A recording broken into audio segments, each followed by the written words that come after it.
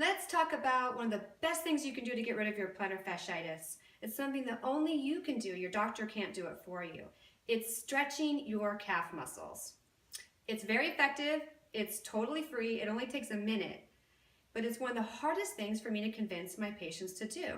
Why is that? It's because it doesn't really make sense. How can stretching the muscles in the back of your leg possibly affect the pain you're having in the bottom of your foot or your heel?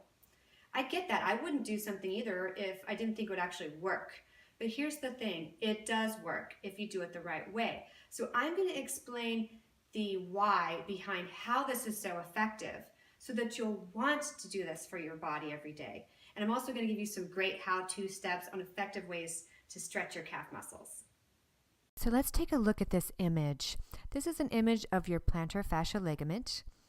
For those of you with plantar fasciitis, you basically have an overstrain type injury to this ligament. Usually it's chronic in nature over a long period of time.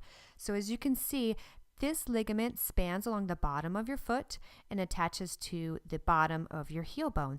That's why some of you maybe experience some pain along the arch of the foot, but most of you will be experiencing the majority of your pain on the bottom of the heel bone, right where that plantar fascia ligament attaches to the bottom of the heel bone. So let's take another view of that ligament and add some more anatomy into the picture. So here's a side view of that ligament running along the bottom of your foot. It's attached to the bottom of your heel bone.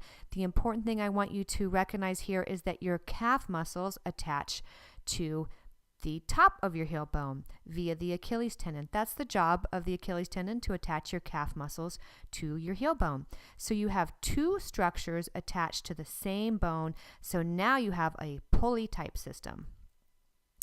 And with a pulley, you can imagine if you have tight calf muscles that's pulling upward in this direction, that's going to place additional strain on that plantar fascia ligament with every step you take.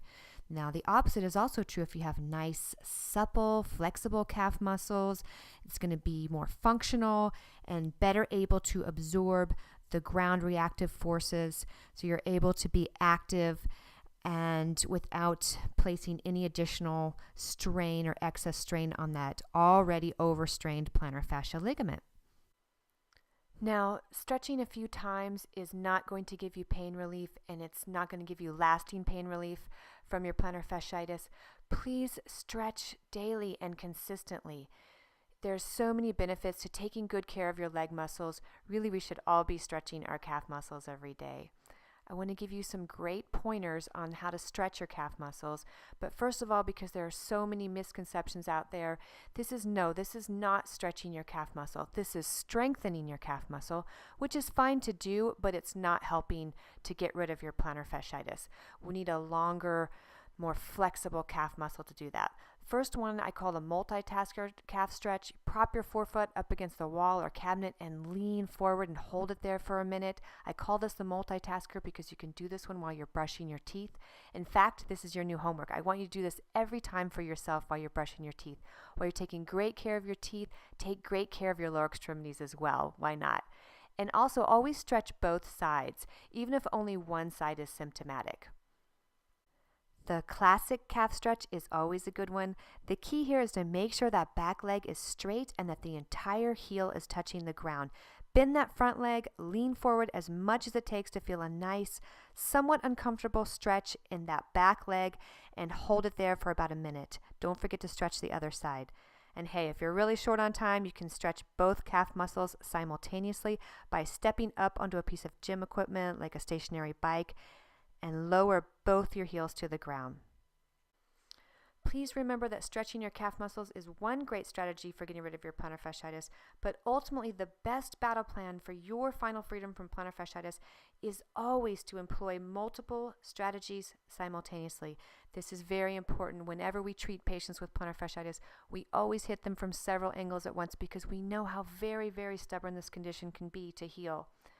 I also want you to target your strategies according to your individual lifestyle, because there's nothing more frustrating than finally healing from plantar fasciitis and then to have it haunt you sometime in the future. For more specific and detailed answers to all of your plantar fasciitis questions, please check out my award-winning book from your local library or download it to your favorite device. It's called Killing Heel Pain, Your Final Freedom from Plantar Fasciitis. It has a super user-friendly question-answer format, key points, action steps, helpful illustrations. I really cut to the chase in this book because I know your time is important. Thank you so much for watching. Happy healing, everyone.